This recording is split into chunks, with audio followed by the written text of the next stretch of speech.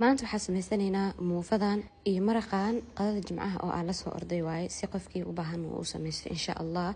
Muufada ka bilaabayna alxamdulillah. Bur, caano, ukun, sokor, cusbo yar iyo filfil.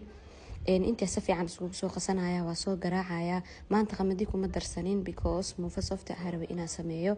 muufada saasa dabka ugu soo shubanaysa markuu kor ka soo yeesho xumbo saliid yar ku shubay waa gidinay fahamtay aad u qurux badnaana oo gaduudana ukunta iyo caanahana waxay ka caawinayaan inuu macaan noqdo oo softigaas iyo gaduudkaas uu ku noqdo. muufada markaa ka soo dhamaaday maraqay lagu cuni lahaa ayaa samaysanayna. basasheeda waxaa ku soo shubtay birtaawada, baradho iyo karooto.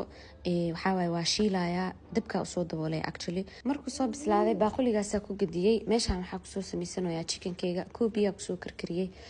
labada dhinacba waa ka soo shiilay markuu xoogaa gaduud iyo soo noqday waxaa ku soo darsaday xawaajiga chickenka iyo curry powder oo kaliya. baradhada iyo karootada ku soo darsaday wax yar oo soya sauce ah, BBQ iyo waxa ku soo darsanaya peri peri. kadibna waxa ugu dambeysiyay caanaha qumbaha oo gasac ku jira. hadaa rabtid mid guriga waa ku shiidan kartaa iyo wax yar oo filfil ah waa soo daboolay. waxaa ku soo darsanaya wax yar oo waraanga ah maraq uu ku adkeena ma fahamtay. ugu dambeynna tuun yar iyo kabsar caleen maasha Allah aad u macaan badnaa qadadaanati. wax yar oo basal iyo barbarooni ku darsanaysa inaa ka bogsadeena rajayna insha Allah. Bye.